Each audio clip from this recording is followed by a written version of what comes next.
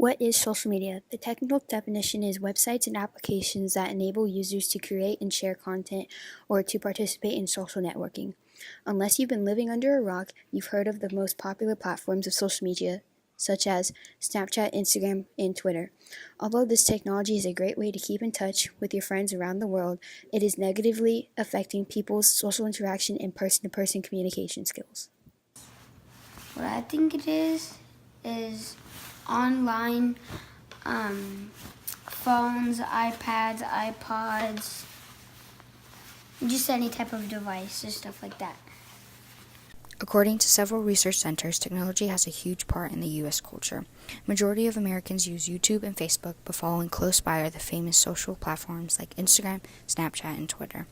Social platforms like Snapchat and Instagram are more popular along the ages of 18 through 24, but even through personal experience, many high schoolers and middle schoolers use those platforms as well.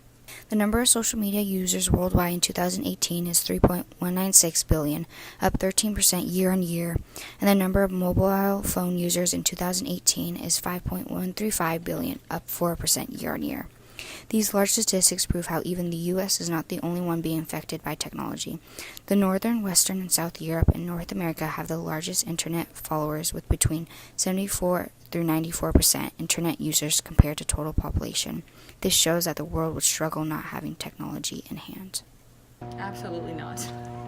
I don't think that they have the right tools just yet on how to decipher between good and bad 100% yet. So I do not think they should have their own account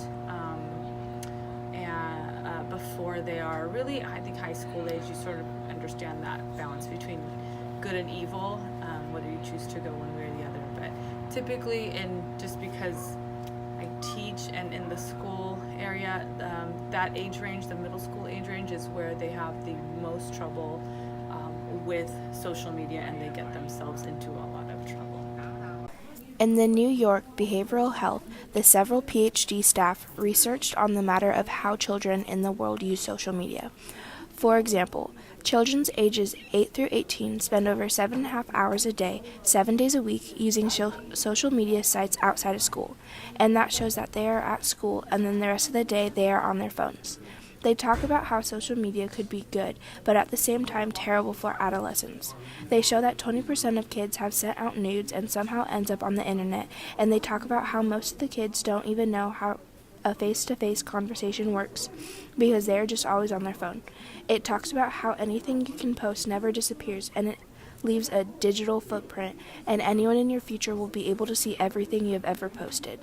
In an article by Dr. Jeff Nalen, a licensed clinical psychologist, he talks about the detrimental effects that social media can have on teenagers. He states that teenagers have felt a need to fit in with their peer groups long before social media was even a thought, but technology magnifies the problem in a powerful way. Most people want to show off to the world when posting online, so they will only highlight their best moments.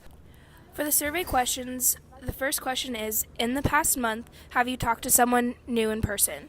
The second question is, does social media increase or decrease social interaction? The third, if you are seated around strangers, will you strike up a conversation or go on your phone? The fourth, has social media negatively impacted you?